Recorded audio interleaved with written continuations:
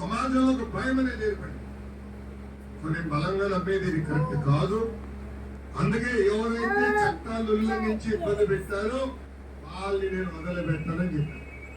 Straight warning. Warning అది వాస్తవం చెప్తున్నాను. చట్టాలు ఉల్లంఘించిన ఎందుకు వదిలిపెట్టాలని? చట్టాలు ఉల్లంఘించిన వదిలిపెట్టకూడదు.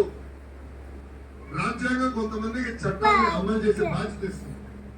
ఆ బాధ్యత విస్మరించి అడ్డగోలుగా ఏ ప్రభుత్వ అధికారులు వస్తే వాళ్ళ కోసం చట్టాన్ని చుట్టంగా మార్చితే ఇక సమాజం ఎక్కడ పోతుంది? ఇక రాజ్యాంగం ఎందుకు? అది కరెక్ట్ కాదని బలంగా నేను భావించాను. అందుకే నేను చాలా స్పష్టంగా చెప్పాను. ఎవరైతే చట్టాలు ఉల్లంఘించి ప్రజల్ని ఇబ్బంది పెట్టారో, కార్యకర్తలు ఇబ్బంది పెట్టారో వాళ్ళపైన జ్యుడిషియల్ ఎంక్వైరీ చేస్తాం.